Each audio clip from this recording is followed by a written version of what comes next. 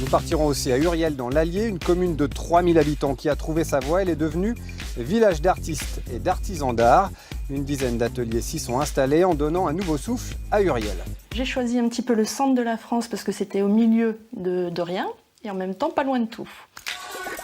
À Uriel, près de Montluçon, l'attraction historique du village, c'est la toque, le donjon du XIIe siècle. Mais depuis quelques années, ce sont aussi les mains, celles qui créent, celles qui fabriquent.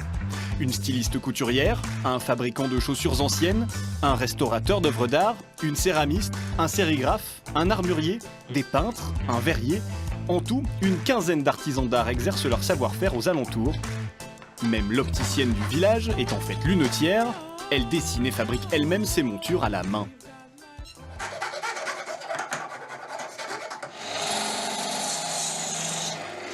Norbert Bock, lui, travaille le bois. Mon métier, c'est tourneur sur bois. Ça consiste à créer des objets, comme ici une coupe, puis ça peut aller jusqu'aux pièces de décoration ou comme de la vaisselle médiévale. Pour vendre ses créations, Norbert vient d'ouvrir une boutique dans le centre-ville d'Uriel. Et s'il a décidé de se lancer, c'est parce qu'il sait qu'il va être soutenu. Car ici, tout est fait pour aider les artisans à s'installer. Depuis 13 ans, c'est la priorité de la communauté de communes, faire d'Uriel un village d'artisans d'art. Il y a des éléments de patrimoine sur Uriel qui sont très très intéressants et qui ont nourri en fait cette réflexion d'accueillir des artisans d'art. Donc on a eu la chance en 2004 d'avoir deux jeunes luthiers qui sont installés, qui sortaient de l'école de Mirecourt. Et puis notre président, ça lui a un peu donné l'idée, il a dit on va continuer dans ce sens-là. Et on a commencé à prospecter pour accueillir de nouveaux artisans.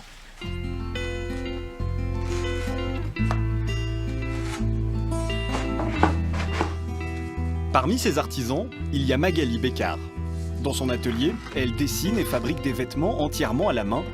Alsacienne d'origine, elle a décidé de poser ses valises à Uriel il y a 3 ans.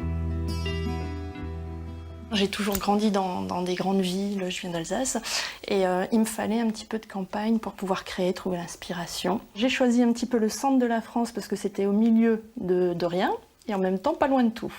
Donc stratégiquement c'était pas mal, à 3h30 de Paris, pas loin du sud, pas loin de toutes les grandes villes. Donc, et après j'ai découvert par la suite ce petit village d'Uriel qui est un village d'art et d'artisans. Et je suis tombée vraiment amoureuse de ce petit village avec cette petite toque sur la place. Magali crée des costumes pour le théâtre ou pour des comédies musicales. Mais économiquement, ça ne suffit pas toujours.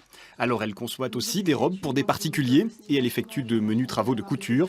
Le village d'artisans lui permet de ne pas rester seule dans son atelier.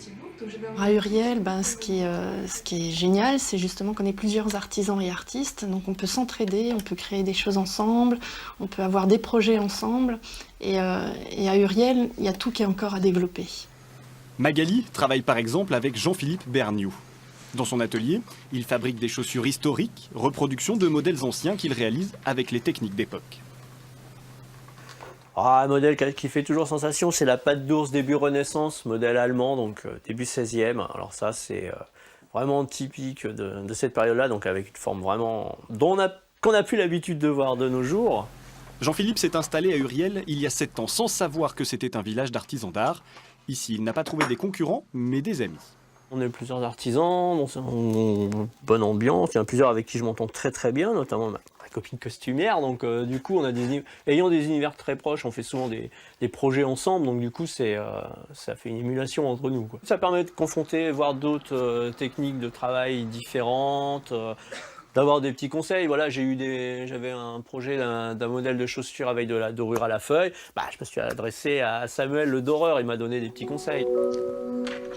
Samuel, c'est Samuel Cherprenet, restaurateur d'œuvres d'art et spécialiste des bois polychromes et dorés. Lorsqu'il s'est installé à Uriel, il a bénéficié d'un soutien de la communauté de communes. Parfois ce sont des subventions. Pour lui, c'est passé par la mise à disposition de locaux pour démarrer. La communauté de communes m'a mis à disposition, moyennant un tout petit loyer, un petit atelier au départ pour commencer, d'une 40aine de mètres carrés. Et puis c'est vrai que rapidement celui-ci était un peu petit, travaillant très rapidement aussi pour les monuments historiques. Donc effectivement il fallait un local plus grand. Donc je me suis installé dans celui-ci. Depuis, la communauté de communes a acheté ou rénové plusieurs locaux pour ses artisans.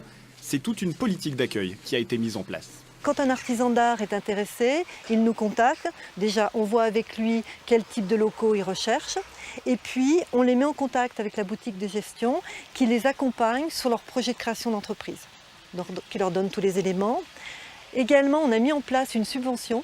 On accorde à peu près une subvention maximale de 1 000 € pour les artisans qui ont des projets. Et ça leur permet d'appeler des fonds européens. Et ça fonctionne. Une quinzaine d'artisans sont installés, dont 11 dans le bourg. Le territoire est aujourd'hui officiellement reconnu comme village d'artisans d'art, un label bon pour la notoriété et pour la vie locale. C'est de l'économie en fait qu'on apporte. 11 artisans qui s'installent sur le territoire, c'est 11 familles, c'est des gens qui consomment, c'est de la vie, c'est de l'activité. Voilà. Le défi maintenant, c'est de faire connaître le village à l'extérieur. Pour cela, les artisans d'Uriel se sont regroupés dans une association, les Toquets d'Art, qui organise ce jour-là un premier marché de l'estampe. Le pari est ambitieux, la fréquentation encore timide, mais pour Céline, la présidente, c'est comme cela en sortant de leurs ateliers que les artisans feront vivre ce village. Il n'y a pas forcément une énorme partie de la population dans le coin qui est tournée vers les arts de manière volontaire, donc il faut aller les chercher. Et ça, c'est vraiment sans doute ce qui est le plus difficile. Mais on sait que c'est possible et on y arrive, mais il faut pour ça exiger véritablement un niveau de qualité des manifestations qui soit important. Parce que y a pas à s'y tromper, quand la qualité est là, l'œil finit par suivre. D'autres artisans devraient à leur tour rejoindre le village d'Uriel dans les mois qui viennent. Le prochain candidat est un joaillier.